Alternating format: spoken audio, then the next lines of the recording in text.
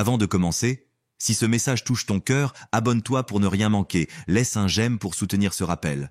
Et surtout, partage en commentaire. Quel nom d'Allah t'a un jour consolé dans l'épreuve?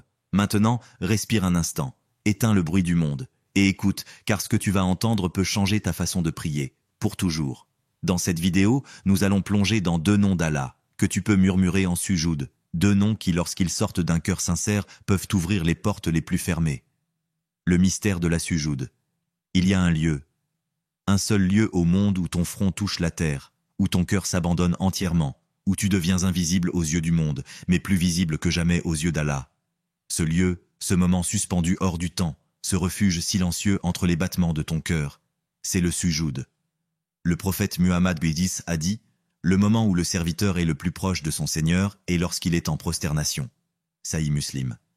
Ce n'est pas une simple position de prière, c'est une confession sans mots, un abandon sans bruit, une défaite, mais une défaite sacrée, celle de ton ego devant la grandeur de celui qui t'a créé. Lorsque tu es en sujoud, ce ne sont plus tes lèvres qui parlent, ce sont tes failles, tes silences, tes regrets, et Allah entend tout cela.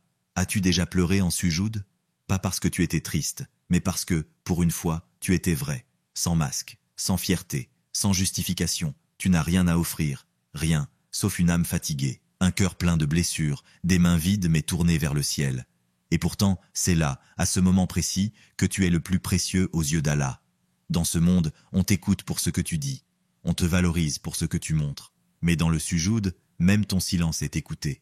Parce qu'Allah regarde là où personne ne regarde, dans les coins secrets de ton âme, dans les soupirs que toi-même, tu ne comprends pas. Et c'est lui qui connaît les secrets des cieux et de la terre, et il sait ce que vous cachez et ce que vous dévoilez. Coran 6.3. Tu es là, prosterné, face contre terre, et tu réalises, tu n'as jamais été aussi bas physiquement, mais jamais aussi haut spirituellement. Imagine un moment, tu entres dans la mosquée, le cœur lourd. Tu fais tes ablutions mécaniquement, comme si ton corps avançait sans ton âme. Puis tu dis « Allahu Akbar » et tu t'inclines. Ton esprit divague, les dettes, les douleurs, les déceptions. Mais alors vient le sujoud. Et sans que tu comprennes pourquoi, tu restes là, plus longtemps que d'habitude. Tu ne veux pas te relever. Parce qu'en bas, tu te sens élevé. C'est dans le sujoud que tu comprends que ton âme ne voulait pas de solution. Elle voulait juste un moment vrai avec son Créateur. Le sujoud ne te change pas extérieurement. Il ne règle pas tout en un instant. Mais il dépose une lumière en toi, discrète, mais réelle. Un calme que rien d'autre ne t'offre. As-tu déjà senti que ton cœur voulait crier, mais que seule la prosternation pouvait l'écouter? Pas un être humain, pas un discours, pas un message WhatsApp ou un appel. Seulement le sol, le silence. Et Allah. Prosterne-toi et rapproche-toi. Coran 96-19. Allah ne t'a pas demandé d'être parfait. Il t'a demandé d'être présent. Et s'il fallait un endroit pour lui remettre tout ce que tu portes, ce serait ici, dans le secret du sujoud. Partie 2. 2 noms qui changent tout. Certains noms ne sont pas seulement des noms, ce sont des clés. Des portails vers une autre manière de voir ta vie. Al-Fatah, Al-Alim. 2 noms d'Allah. 2 réalités invisibles. 2 réponses silencieuses à tant de tes douleurs. Al-Fatah, le grand ouvreur. Tu crois que certaines choses sont bloquées dans ta vie. Tu frappes, tu forces, tu insistes, mais rien ne s'ouvre. Et si ce n'était pas que la porte était fermée, mais que ce n'était pas encore lui qui l'avait ouverte. Ce qu'il ouvre aux gens comme miséricorde, nul ne peut le retenir. Et ce qu'il retient, nul ne peut l'accorder en dehors de lui. Coran 35.2. Il y a des portes que même ta douleur ne peut pas forcer, mais que sa volonté peut ouvrir en un instant, sans bruit, sans avertissement, sans logique humaine. Ya Fatah. Ce n'est pas seulement un appel, c'est une remise totale entre ses mains. C'est dire « Je ne veux pas ce que moi je vois, je veux ce que toi, tu ouvres ». Puis vient Al-Alim, l'omniscient. Tu veux comprendre, tu veux savoir pourquoi c'est arrivé, pourquoi c'est retardé, pourquoi c'est si dur. Mais lui, il sait. Il sait le moment exact où ton cœur s'est brisé. Il sait la nuance précise de ton silence. Il sait les mots que tu retiens, les douleurs que tu caches, même à toi-même. Tu as vécu des moments où tu t'es dit « Personne ne peut comprendre ce que je ressens ». Et tu avais raison, personne, sauf Al-Alim. Et il connaît ce qu'il y a dans les cieux et sur la terre, et il connaît ce que vous cachez et ce que vous divulguez. Et Allah est omniscient de ce qu'il y a dans les poitrines. Coran 64.4. Ya Alim, c'est ce que tu dis quand tu ne comprends plus rien, mais que tu refuses d'abandonner la confiance. C'est ce que tu murmures en sujoud, quand tu veux que quelqu'un comprenne sans que tu aies à parler. À chaque personne qui regarde cette vidéo, tu as, dans ton histoire, au moins une nuit où tu as demandé à Allah « Pourquoi ? Pourquoi cette porte s'est fermée ? Pourquoi ce rêve est devenu un silence ? Pourquoi cette douleur dure encore ?» Tu n'as pas eu la réponse, mais tu es encore là. Et si tu es encore là, c'est parce qu'il sait ce que toi tu ignores. Et si dans ton prochain sujoud, tu disais simplement « Ya Fata, Ya Alim », ouvre-moi ce que je ne vois pas, et accorde-moi la sagesse de ce que je vis. Il y a des gens qui disent ces deux noms avec leurs lèvres, mais il y a ceux qui les disent avec leurs larmes. Ceux-là voient des choses s'ouvrir sans comprendre comment. Ils ne font pas partie des puissants, mais ils font partie de ceux qui font confiance. Tu peux le faire. Tu n'as besoin que de quelques mots, mais de tout ton cœur. Partie 3. Histoire réelle pour toucher l'âme. Il s'appelait Idriss. Il avait 27 ans et plus aucun plan.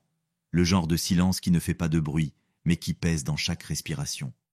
Il n'avait pas échoué une seule fois. Il avait échoué plusieurs fois, dans plusieurs choses.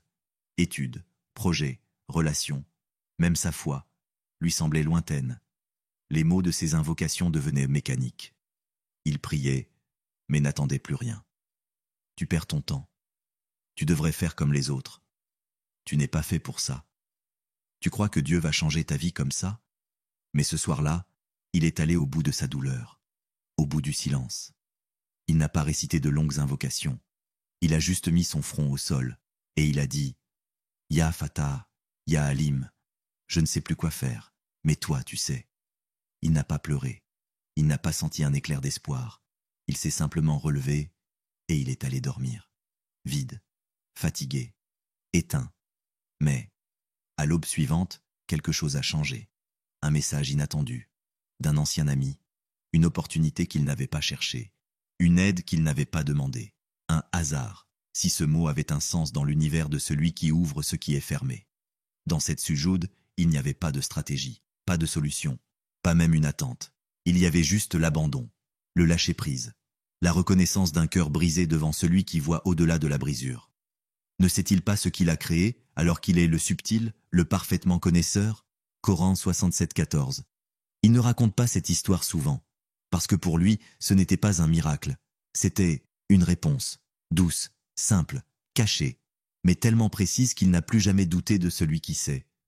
Parfois, ce n'est pas une action qui change une vie, c'est une prosternation, faite dans un moment où tu n'as plus rien d'autre à donner qu'un cœur sincèrement brisé. Et Allah, lui, il répond à ce genre de prière, comme personne d'autre ne le peut. Partie 4. Toi, ton âme, ton dialogue avec Allah. Quand as-tu vraiment parlé à Allah? Pas avec les lèvres, avec l'âme. Quand as-tu cessé de réciter ce que tu savais par cœur et commencé à offrir ce que ton cœur ne sait même pas dire avec des mots? Tu vis avec des nœuds dans le cœur, des questions sans fin, des peurs que tu caches même à ceux que tu aimes. Tu souris dehors, tu saignes dedans. Mais tu continues, sans te rendre compte que chaque prosternation est une invitation. Et il vous accorde de ses trésors, ce que vous ne pourriez obtenir autrement. Coran 24-38. Chaque nuit, Allah descend, pas symboliquement, réellement. Il vient à toi, toi qui es perdu dans tes pensées, toi qui doutes, toi qui crois peut-être ne pas mériter. Qui m'invoque pour que je lui réponde? Qui me demande pour que je lui donne?